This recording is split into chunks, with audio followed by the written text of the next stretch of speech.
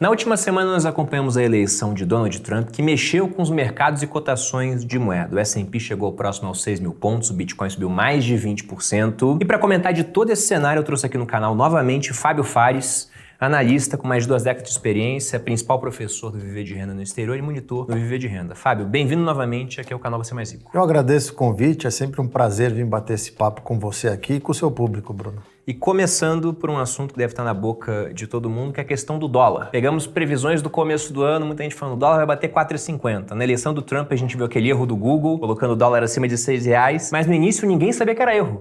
Eu, quando olhei aquilo, por exemplo, estava numa palestra, olhei a cotação, estava 6,12. Eu só pensei, meu Deus, mas não pensei, tá errado. Meio que a gente esperava esse movimento de fortalecimento do dólar contra as moedas no mundo, inclusive contra o real. Eu queria saber, na sua opinião, quando que o dólar desandou aqui no Brasil? Ou se você acha realmente que esse pacote Trump, ele tem essa premissa de que o dólar vai ser uma moeda mais forte ao longo do governo por conta de, teoricamente, uma inflação mais alta lá devido ao protecionismo, que vai levar a juros mais altos. Eu queria ouvir tua opinião. A gente tem... O real andou na frente. Então, assim, óbvio que para todo mundo foi uma surpresa no dia da eleição, quando se concretiza a vitória do Trump, o dólar se fortaleceu frente a todas as moedas e o real se valorizou frente ao dólar. Mas a gente já vem descasado, entre aspas, tanto o Brasil quanto o México, pelos mesmos motivos, já vem descasado do resto das moedas por causa de problemas internos. Não problemas, obstáculos internos que ainda o mercado não tem clareza. Fiscal no Brasil e no México o governo com aquela política de trocar o Supremo Tribunal deles, mudaram várias regras, gerou uma desconfiança. A gente costuma falar, e a gente já conversou aqui sobre isso, que é o famoso compra no boato, realiza no fato. Realmente, no dia da eleição, o que mais me impressionou em relação ao real foi que o Google errando na cotação e ninguém surpreso, porque também tinha a ancoragem das outras moedas se desvalorizando. E o real já está, né, como você falou, no começo do ano, tinha o bonde do 4,50, o bonde do 4,20, a gente está agora em 5,77, 5,78. Então, foi totalmente ao contrário, mas muito porque também a gente tem desafios enormes internos com a história do fiscal, esse pacote de corte de gastos que era para ser anunciado há uma semana, agora parece que vai ser só depois do G20 e que isso gera uma tensão no mercado, porque nós vemos no mundo, e até os Estados Unidos está sendo questionado, que países alavancados com fiscal ruim vão sofrer. O mercado tem desconfianças, porque é insustentável. Por isso que a gente está onde está, e eu ainda acredito que se vier um pacote que não agrade, que seja muito aquém daquilo que está se esperando, a gente possa arrumar, porque o dólar continua se fortalecendo contra outras moedas. Acho que o DXY já passou de 105 e na véspera da eleição estava em 102. Então é muita coisa. Sim, aqui no Brasil vamos lembrar que em termos de déficit nominal, ou seja, a diferença do resultado primário, aquilo que você arrecada menos o que se gasta, o gasto é maior que a arrecadação. Aí depois pro nominal você tem os juros da dívida, tá em mais de 1,1 trilhão nos últimos 12 meses. Então um resultado que ele vem pesando bastante, apesar dos sucessivos recordes de arrecadação que o nosso governo registrou. Volta mais rápida atrás de volta mais rápida, de janeiro até agora, todo mês foi com recorde de arrecadação. E mesmo assim, o Brasil ele não consegue gastar menos do que ganha. Agora, pegando os Estados Unidos, a eleição do Trump, surpreendeu muita gente, porque a narrativa que havia na mídia, nas pesquisas, é que seria algo muito apertado, que o Trump poderia ter uma ligeira vitória por conta do sistema de colégios eleitorais, mas muita gente acreditava que no voto popular ele ia perder. E no final ele levou no colégio, levou no voto popular, os republicanos levaram as duas casas. E justifica, na sua opinião, que mora lá fora, no Texas, essa onda pró-Trump? Não é uma onda pró-Trump, né? O Trump era só o candidato republicano. Vamos lembrar, e a gente conversou sobre isso em julho desse ano aqui no seu canal e também, se eu não me engano, quando eu vim em janeiro ou março. Eu sempre falei para todo mundo, quem não mora nos Estados Unidos, olha o S&P fazendo máxima histórica atrás de máxima histórica, e só esse ano foram mais de 50 máximas históricas do S&P,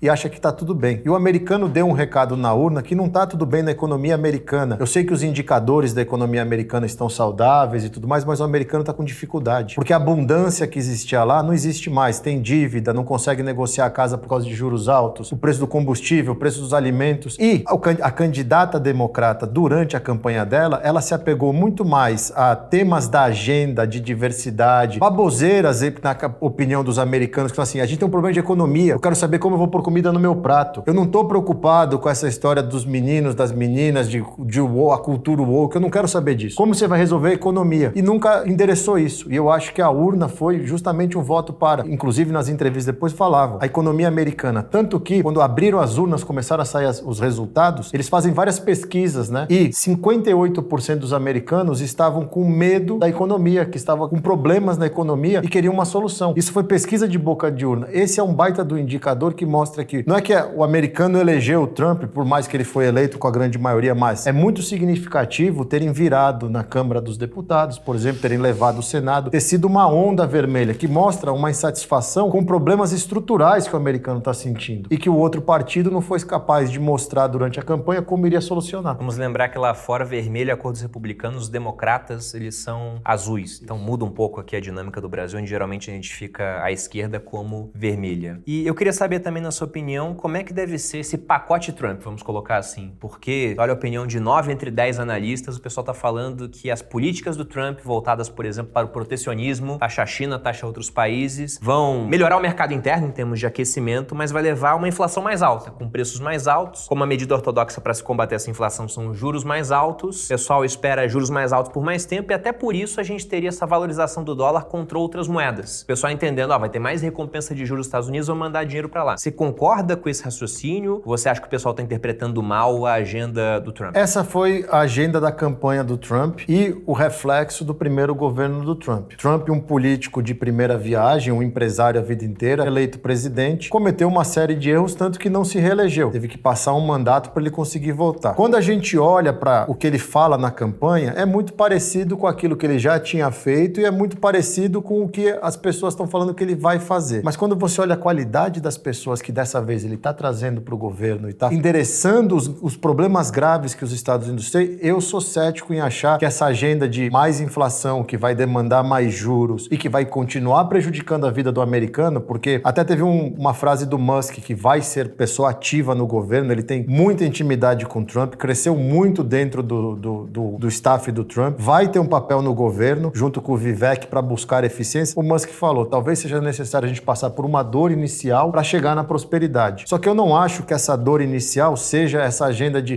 vamos ter juros mais altos. Para quem está assistindo entender, antes da eleição, o mercado tinha a taxa terminal de juros americana neutra, quando o Fed fosse parar o ciclo de baixa, entre 2,75% e 3%. Com uma inflação próxima da meta, entre 2%, 2,20%, levemente acima da meta. Com a eleição do Trump, o mercado hoje precifica uma taxa terminal entre 3,5% e 4%. Hoje a gente já está entre 4,5% e 4,75%, ou seja, só mais 2 cortes, e uma inflação rodando próxima de 3%. Hoje a inflação já está em 2,30% e alguma coisa, 2,40%, em queda ainda. Eu acho que o Trump foi eleito, tá claro, né? Eu não acho, eu vejo que ele foi eleito para resolver isso, porque os americanos querem uma solução para a economia. Ajustes serão feitos, e uma das coisas que ele vai fazer, porque o Musk e o Vivek já têm um mandato, é diminuir a máquina. E essa máquina, como no Brasil, nos últimos anos, cresceu demais. E deve existir uma série de ineficiências. Então, deve vir um pacote de austeridade fiscal. Essa história de tarifa, Bruno, você sabe muito bem que na campanha, você joga lá para sua plateia. Mas quando você senta na mesa para negociar com uma China, com uma Europa, as coisas têm que se encontrar um meio do caminho. Porque, por mais que os Estados Unidos e a China disputem a hegemonia global e tudo mais, um precisa do outro. Eles precisam coexistir. Não vai um acabar com o outro. Então, eu teria um pouco de calma com essa achado todo e vamos ver outra coisa. Vai ser tão ruim assim, mas é sempre na máxima histórica ainda, porque juros altos com inflação é ruim para a Bolsa. Sim, deveria trazer o ativo de risco para baixo. Exato. Eu li um livro do Trump lá atrás, eu era... tá uma coisa da minha fase adulta. Eu não lembro agora tudo do livro, mas uma parte me marcou bastante, porque era um livro sobre negociação. E ele dava uma diretriz bem simples para negociar. Chega com uma proposta horrível, de cara. Chega com os 2 pés no peito. Do tipo, eu vou te taxar em 60%. Porque o outro cara, quando consegue reduzir isso para, digamos, 30%, ele já pensa que é uma vitória, sendo que desde o início você queria mais ou menos isso, uns 20%, uns 30%. Então o Trump, ele é um cara conhecido, tanto no mundo empresarial e também agora no mundo político, por essas propostas do tipo, vou construir um muro e quem vai pagar é o México. Aí depois, quando ele faz alguma coisa diferente disso, que pra ele ainda seria uma vitória, né, o outro lado pensa que saiu ganhando. Então tem que ver o que vai virar realmente política e o que foi só retórica eleitoral. Inclusive, nas propostas dele tinha também uma redução de impostos corporativos. Sim. Isso deve vingar? Isso é uma coisa que deve vingar. Ele, inclusive, está fazendo um estudo que ele falou no final da campanha que já tinha gente da equipe dele trabalhando com a história de que as tarifas talvez façam o volume necessário para se acabar com o imposto de renda da pessoa física. O que seria muito bom, porque é mais dinheiro no bolso do americano. Porém, claro, falou em campanha, ninguém viu o número, ninguém sabe. Então tem que primeiro entender entender. E deixando claro, né? Essas tarifas estão funcionando desde 2017. Então não é uma novidade que ele vai implementar mais tarifas. Os chineses já pagam para importar coisas para os Estados Unidos,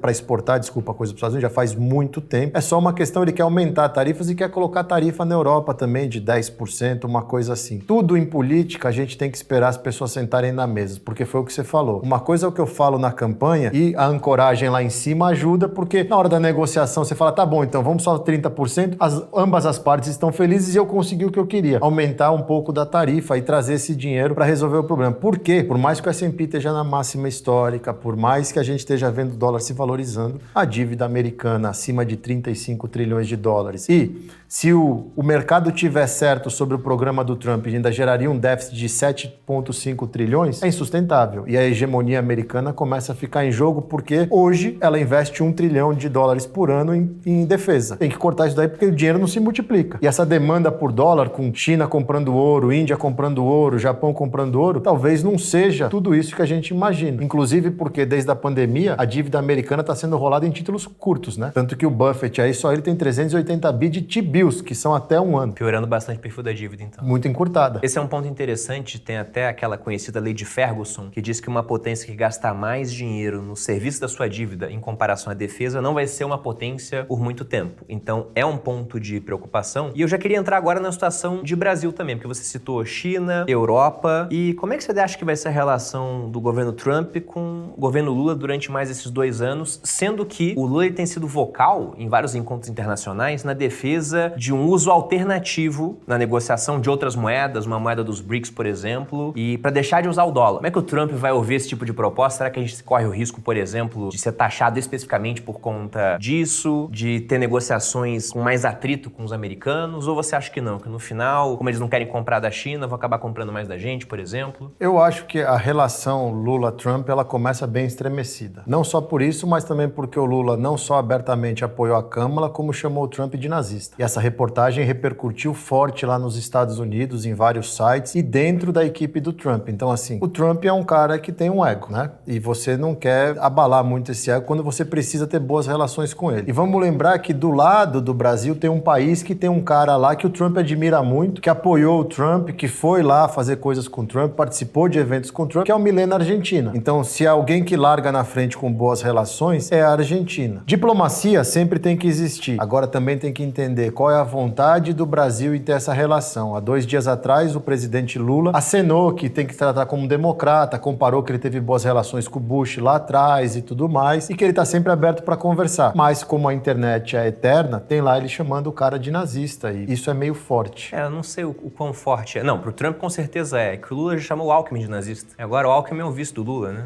Então vai saber. Mas e o que você acha que vai acontecer em termos de câmbio, cara? Eu sei que é uma tarefa ingrata, mas como a gente comentou inclusive aqui no começo, quando a gente viu aquele dólar a R$6 no Google, o pessoal falou, não, é a vida, né? É a direção do dólar, vai se valorizar contra o real. Então, o que você pensa em termos de cenário de mercado? Vai estar ruim pro Brasil ou até o dólar caindo contra o real na época da eleição reflete um pouco desse aspecto de que, olha, ou aqui no Brasil a esquerda dá um jeito de controlar gasto, ou eles estão vendo que vão perder a eleição, porque na Argentina a direita levou, nos Estados Unidos a direita levou. Você acha que o mercado vai acabar ficando melhor? Porque enquanto lá fora a tendência ainda é de queda de juros, aqui a gente está subindo, esse diferencial aumenta, fica bom pra gente? Isso ajuda. Eu acho que as eleições americanas ajudam o Brasil porque tem que trazer um pouco de disciplina para o governo, que até outro dia não falava em corte de gastos, agora eles, por mais que estão enrolando e até tá com racha no partido, tem um manifesto de pessoas de dentro do PT para não ter corte de gastos porque é investimento nas coisas, e o presidente continua buscando juntar os ministérios, a gente tem que anunciar alguma coisa. Se vai ser satisfatório ou não, ninguém sabe. O dólar, né, a gente falou isso em setembro do ano passado, falamos isso em julho desse ano. No curto prazo ele é imprevisível, mas a gente sabe que perto de 5 estava muito atrativo para comprar porque estava errado na métrica, que tinha um oba-oba muito grande no Brasil, que a gente sabia que ia ter que subir juros, que a coisa não estava funcionando, que os investimentos estrangeiros não estavam vindo e commodities no low. Partindo do princípio que China está estimulando a economia e agora com a certeza que é o Trump vai tentar estimular cada vez mais. O governo chinês já deve soltar mais um bando de estímulos nas próximas semanas. Está resolvendo o problema lá do mercado imobiliário. Isso ajuda o crescimento a subir, consumo de commodities, minério de ferro já começou a reagir, petróleo um pouco, e vai ter a sazonalidade das nossas commodities agrícolas. Mas É aquela coisa, Bruno, no curto prazo a gente vai voltar para o quê? Uns 5,50 com muito otimismo, 5,40. A gente sabe que isso passa. E no futuro, enquanto a gente não crescer consistentemente com menos inflação, a tendência é o real desvalorizar. Eu falo isso todos os dias, eu advogo que as pessoas não têm que pensar no dólar agora. O que eles têm que entender é que se o Brasil não fizer reformas estruturais e elas não vêm nem no governo A nem no governo B, porque senão eles não se reelegem, a gente não vai mudar a dinâmica da nossa moeda. Ela pode não chegar a 6 amanhã, mas ela vai chegar a 6 em algum momento, depois ela vai chegar a 7, vai chegar a 8, e quando a gente olhar, a gente vai falar, nossa, meu dinheiro já não vale mais nada, porque como a moeda se comporta. Cresce menos com mais inflação perante outro país, outra moeda, você vai se desvalorizar no tempo. Para o brasileiro, é aproveitar as oportunidades e eu quero dolarizar um pedaço do meu patrimônio porque eu entendo que eu tenho que preservar meu poder de compra. Quanto eu quero ter lá fora? 20, 30, 40%? Compra todo mês. Não se importa com o câmbio, porque também uma dificuldade que o brasileiro tem de entender é você não está comprando dólar, você está comprando dólar para investir em ativos geradores de caixa em dólar. Então não é só, eu só vou comprar dólar, eu vou perder para Selic. Não, você vai comprar dólar e investir no mercado de renda variável americana, vai investir em empresas globais. Renda fixa, que fique claro também, renda fixa no mundo civilizado não é investimento, é preservação de capital. Então, a não ser que você tenha objetivos de curto prazo ou seja extremamente conservador, você não usa renda fixa. No longo prazo, o que te rentabiliza o dinheiro e te traz segurança é a renda variável. É que no Brasil a gente não teve longo prazo ainda. Nossa bolsa é jovem. Isso que você falou da questão da renda fixa até me remete àquela velha pergunta que eu sempre me faço na hora de alocar capital. O que eu prefiro? Real mais 6,5. Aliás, real não, né? Inflação em real mais 6,5 ou dólar mais 4. Esse ano dólar mais 4 tá dando na conta de padaria 24%. Então, ter essa chance de poder pegar uma correção em moeda forte mais uma taxa de juros que é a maior que eu já vi na minha vida nos Estados Unidos, eu considero muito interessante. Isso só pensando em renda fixa, que, como você disse, é algo mais para preservar. Você pega o mercado de renda variável, comprar um ETF de S&P esse ano em reais está dando quase 50%. Então, realmente é muito atrativo. Até aproveitando esse gancho, Fábio, fala do Viver de Renda no Exterior, qual que é a proposta, porque o curso está aberto agora para iniciar a 6ª turma. Isso, a gente começa a 6ª turma agora, a gente abriu o carrinho esses dias e a proposta do Viver de Renda no Exterior é justamente esse, ensinar o brasileiro, seja ele residente fiscal no Brasil, seja ele residente fiscal em qualquer outro lugar, a investir em moeda forte com foco no longo prazo. Construção de patrimônio, o que é que o americano faz? Desde quando ele começa a trabalhar, ele começa a investir um pedaço do patrimônio dele para lá na frente não depender de ninguém, porque a gente está vendo, governo americano 35 trilhões de dívida, a gente não sei quantos, o governo tem dívida, ele não vai conseguir sustentar todo mundo. Então a gente no Viver de Renda no Exterior pega na mão do aluno, ensina ele a importância de investir, ajuda ele a traçar o perfil dele, traçar um plano dele de como ele quer chegar lá na frente, mostra os caminhos de que corretor usar, como investir, que produtos ele pode investir, como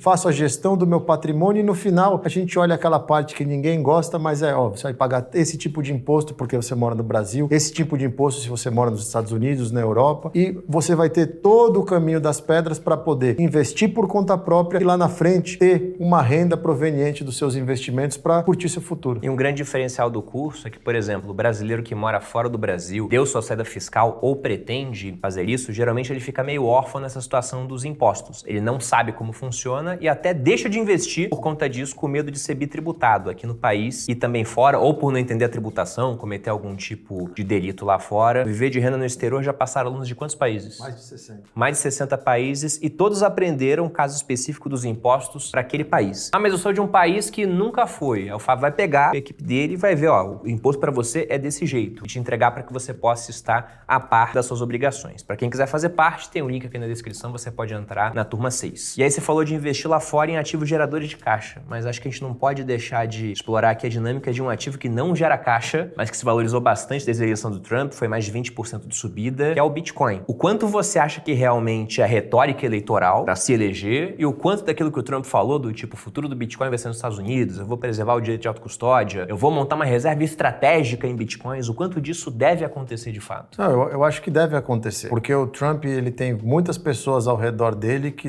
são pessoas que estão acompanhando o dia a dia e o Bitcoin é uma realidade. Eu acho que em 2024, o Bitcoin é de 2008, certo? Ele foi criado em 2008, ele começou a rodar em 2009, janeiro. A gente está em 2024, a retórica de que não existe já caiu e hoje ele está chegando a 100 mil dólares daqui a pouco. Ele chegou a quase 90 mil dólares essa madrugada. Então, assim, ele está acontecendo. A gente já tem fundos brasileiros que estão investindo nele, a gente tem vários fundos americanos que estão investindo nele, vários investidores já estão olhando. Veio para ficar. E o Trump, ele entende isso, e eu acho que ele foi muito inteligente de se aproximar dessa turma que sempre foi demonizada pelo outro partido e trazer para dentro. E falar assim, já que é para ter, vamos ter nos Estados Unidos, porque todo mundo ganha. Essa que é a vantagem de um cara que se adapta ao que está acontecendo. Ele abriu mão de várias crenças que tinha lá atrás e vai se adaptando. E é isso que a gente espera dos políticos, que o mundo evolui e os políticos precisam evoluir também. Que ele vai fazer coisa, ele vai fazer. Os Estados Unidos, se eu não me engano, é a 4ª ou 5ª wallet global de Bitcoin por causa dos Bitcoins confiscados. Por mais que ele tenha que devolver uma parte para algumas corretoras, ele ainda vai sobrar com mais de 100 mil Bitcoins. Só da Silk Road eles pegaram milhares naquela época que baixaram esse site. Chegaram em 200 e poucos mil, se eu fui olhar o número. E outra, fazendo isso, ajuda também a tirar um pouco do peso da dependência, da necessidade dos outros olharem para treasuries americanas, que fica uma coisa forçada, porque o outro cara, os outros países que estão trocando a reserva do dólar, se os Estados Unidos têm Bitcoin na reserva dele, tem outras coisas, e começa a organizar a economia, controla a dívida, a treasury fica muito mais atrativa também. Dá mais segurança, mais robustez. O Trump não é bobo. Eu acho que, assim, de novo, o mito caiu. O Bitcoin é uma realidade. E a 100 mil dólares é uma realidade muito interessante. Porque outro dia,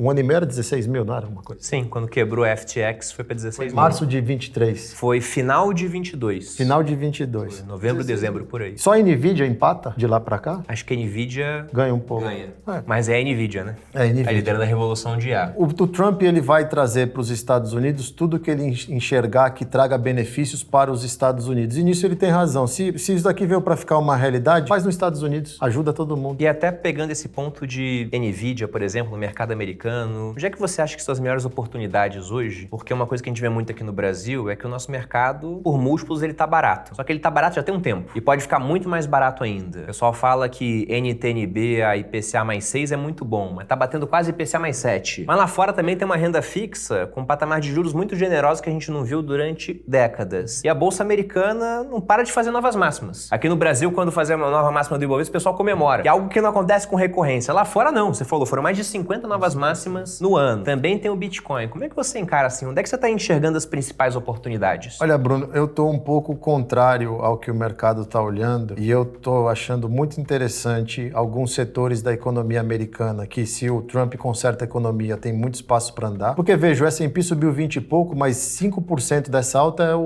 é Nvidia. E somando as outras 7, vai para dar metade da alta. A outra metade está dispersada. Então tem muito setor que tem coisas interessantes. E eu pensaria, como investidor que estou começando agora e estou com medo de pagar caro em tecnologia, eu não vejo esse conceito de caro ou barato, porque a gente não sabe onde IA vai levar tudo isso. Mas, para aquele cara que olha o mercado lá e fala, nossa, isso daqui tá caro e tudo mais, você tem muita coisa pensando no que o Trump está falando no plano dele de governo que vai fazer para dar um boost na economia americana, cortar imposto, dar incentivo, tarifar as importações, o que vai gerar mais produção interna e olhar para setores que vão se beneficiar com isso. Quem tem voado desde a eleição? Small caps, porque estavam esmagadas. REITs, tem muita coisa interessante. Tem muito setor de REIT, que a gente fala dos fundos imobiliários brasileiros, mas tem REIT que está pagando 7% de dividendo com um PVP de 30% de desconto. E lá a gente olha uma outra métrica. Você fala assim, cara, eu estou comprando uma cota depreciada que, se eu vender todos os ativos, ela valeria 30% a mais e recebendo 7% de dividendo ainda. Em dólar. Então, tem muita coisa para se pescar. A grande vantagem nos Estados Unidos, para quem investe lá, são 5 mil empresas, são 3.800 ETFs listados na Bolsa e mais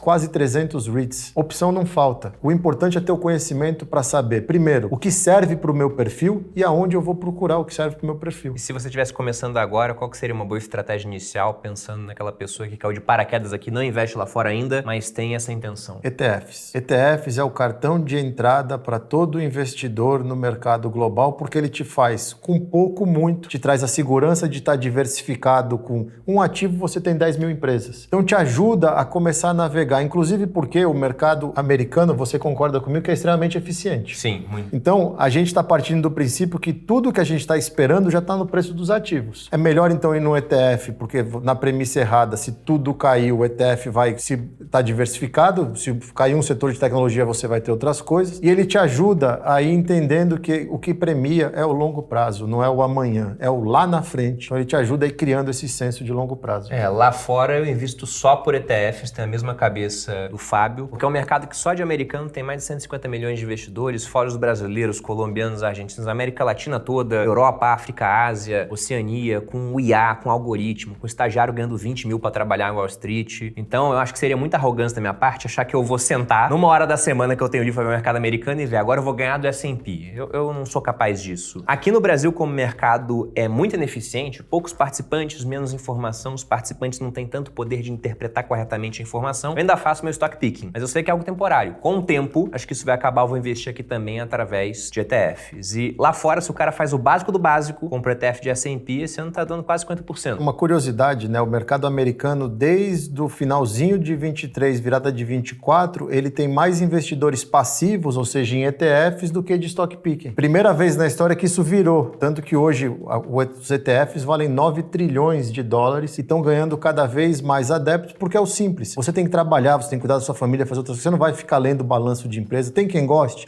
tá tudo bem. Mas para você que não tem tempo, não tem tanto conhecimento, a melhor coisa é você surfa o mercado. Porque querendo ou não, a gente está falando de 20% esse ano, 20% o ano passado, mas a média histórica está perto de 8%. 8% em dólar não é ruim. Sim. Mas pode ser que seja maior agora. Pega os últimos 10 anos, tá dando 12, né? Isso. Mais 10 do dólar, então 22% da conta de padaria, teu patrimônio tá dobrando a cada espaço de 4 anos. Então é muita coisa. E um recado final, Fábio, para quem tá assistindo a gente? Eu acho que não se peguem na história de que o mercado está caro, que os Estados Unidos está próximo de uma recessão, porque a gente não tem nenhum sinal nesse exato momento de nenhum indicador para isso. E nós temos o mundo olhando para os Estados Unidos, que trocou de presidente e vai vir com várias coisas novas a partir do ano que vem. Vários temas estão começando, inteligência artificial a gente nem viu para onde vai, e ao mesmo tempo que o Banco Central americano, independente de onde for parar, está cortando juros, o que faz bem para os ativos de risco. O principal é busque conhecimento para saber aquilo que está fazendo. Lembre-se, investir é uma decisão sua. Não gere estresse para você mesmo. Invista em conhecimento e depois vai investir seu dinheiro para lá na frente, a hora que você estiver cansado e quiser parar, você ter uma renda para você poder viver em paz. E se for em dólar, com o seu poder de compra preservado. Perfeito. Para quem quiser mais informações também para correr atrás desse conhecimento, link aqui na descrição, vocês podem entrar no Viver de Renda no Exterior, turma 6. E um último ponto, quando tem recessão, o Banco Central corta juros. Quando corta juros, você costuma ser bom para o mercado. Então é realmente difícil olhar para o S&P e falar, cara, imaginar que ele vai entrar numa trajetória negativa assim durante muito tempo, né? É bem complicado que isso venha acontecer, na minha opinião, né? Mas se acontecer, eu estou diversificado. Eu acho que esse é o ponto principal. Não dependa apenas de Brasil. Fábio, muito obrigado. Obrigado pelo convite, Volte mais Bruno. vezes aqui, foi um Obrigadão. prazer. Se você gostou desse vídeo, dê seu like, se inscreva aqui no canal, nos acompanhe nas redes sociais. A do Fábio tá aqui na descrição também, para quem não segue ele no Instagram. Um grande abraço e até a próxima, pessoal. Obrigado.